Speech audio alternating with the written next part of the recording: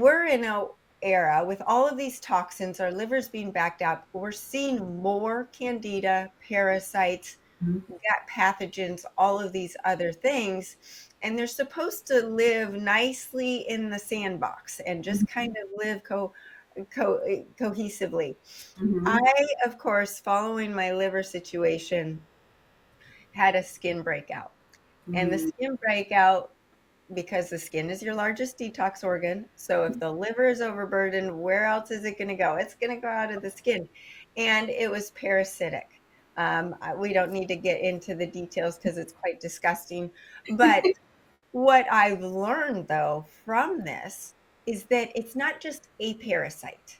It's the fungus, the parasites, the candida, the mold, the viruses, the bacteria, all of them are playing together, and a lot of people are seeing varicella virus, the shingles come out, strep.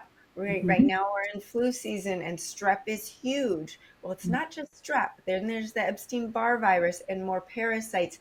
And I've heard you say it, and I love that you said it, because I always say, oh, it's a full moon, it's a new moon, are you itchy?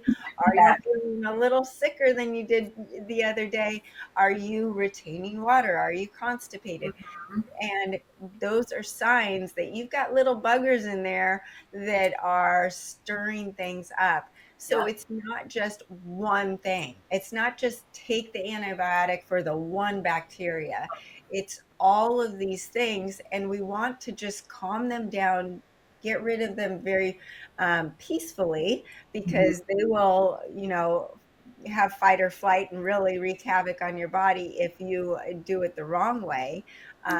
So, anyways, I wanted to just bring that up, and how that can also be related to the thyroid, and the liver and the gut.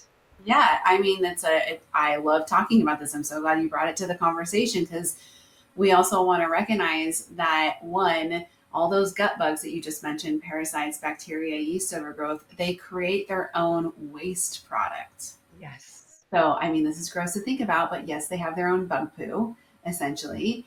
And so those toxic elements clog and congest the liver also. There also are specific parasites called liver flukes that live within the liver and the other tissues of the body. They don't just like hang out in the GI system, they hang out all over the place. And I found this really interesting. So one of the conferences that I attended this past year, it was Cellcore. They're a supplement brand that I love to use because they really specialize in environmental toxins and parasites and whatnot. And they were doing a presentation, and in the presentation they showed a study about parasites, and the study was looking at fish tissue where a parasite lived, like in the tissue, in comparison to the parasite itself and the toxic, the toxic levels, right? So comparing the toxins in the fish tissue compared to the toxins in the parasite. And the toxins in the tissue were less than what was inside the parasite. And Mm. so basically, what the conclusion was of the study is that the parasites are sponges for toxins. So they do serve an evolutionary purpose, right? Like you said Mhm. earlier, Sarah, that, it is like it's part of our natural ecosystem. I always give the analogy of like whales and barnacles.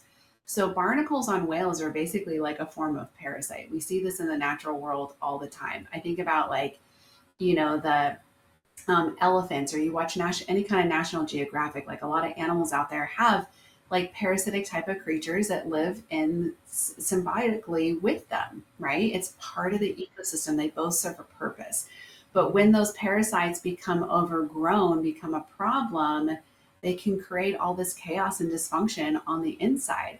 But then we still have to go ask that question and go, what makes you a good host for parasites? Right. Or bacteria or whatever's happening. And so that's where we can really start to look at, again, what are these external inputs, these unnatural inputs that are creating an ecosystem where the parasites are thriving, and then we come back to toxins again, right? If they are sponges for toxins, we know that we have more toxins in our environment than we've ever seen before. So they are serving this purpose for us. Now, that purpose may not be serving us necessarily in the ways that we want to, but they are serving a purpose. And so, how do we actually get rid of parasites? Well, we have to address the toxic load in the body, right? And the foods that we're feeding them, and also our stress, because when we're stressed out, our body creates something called biofilm, which creates a protective layer for them. And we live in this stressful modern day world, so we have to address that.